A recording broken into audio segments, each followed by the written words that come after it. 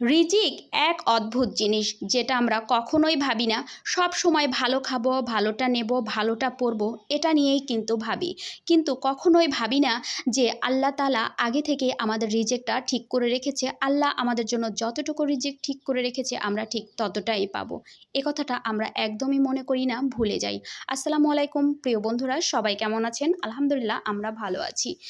আমি কি খাবো না খাবো এই রিজিকটা কিন্তু আল্লাহ আগে থেকেই ঠিক করে রেখেছে। হয়তো আপনি ভাবছেন যে এবেলা আপনি মাছ গোশ রান্না করেছেন, আপনি ওটা খাবেন। আল্লাহ কোন ওসিলায় দেখা যাচ্ছে যে আপনার ব্যস্ততার কারণে সেই রিজেক্টটা আর সেই মুহূর্তে খাওয়া হয় না। তাই আল্লাহ আসলে কোন রিজেক্টটা আপনি খাবেন সেটা আগে থেকে ঠিক করে রাখে। কিন্তু আমরা কর্মব্যস্ততার মাঝে এবং লোভ লালসার মাঝে কিন্তু আল্লাহর শুকরিয়া আদায় করতেই ভুলে যাই। এখন রিজেক্ট বলতে কি শুধু খাওয়া দাওয়া তা কিন্তু নয়। রিজেক্ট বলতে একটা নেক স্ত্রী, নেক স্বামী, নেক সন্তান, সুন্দর পরিবার, হালাল রুজি, হালাল পথে চলা, এ সব কিছুই রিজেকের অন্তর্ভুক্ত আমার মনে হয়। তাই আমরা দুনিয়াতে ঠিক যতটুকু ভালো কাজ করব এগুলোও কিন্তু রিজেকের মধ্যে পড়ে। দুনিয়াতে আমরা কয়েকদিনের জন্য আছি, তাই আমরা সকলেই হালাল রিজেক খাওয়ার চেষ্টা করব, হালাল পথে চলার চেষ্টা করব এবং হালাল উপার্জন করব।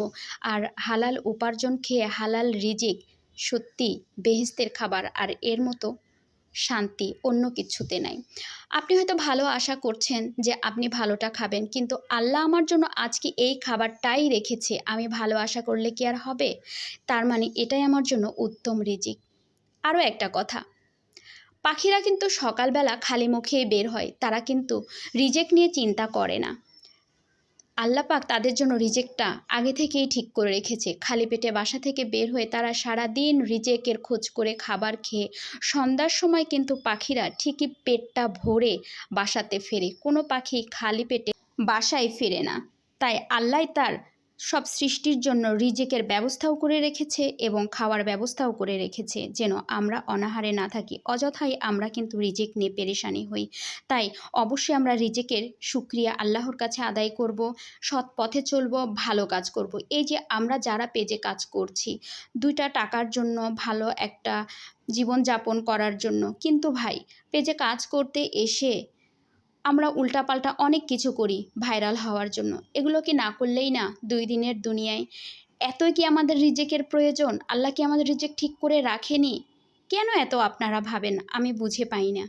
তো যাই হোক বন্ধুরা, আমি ছোট মানুষ, ছোট মুখে অনেক কথা বললাম, যতটুকু আমার ভালো লেগেছে আপনাদের মাঝে শেয়ার করলাম।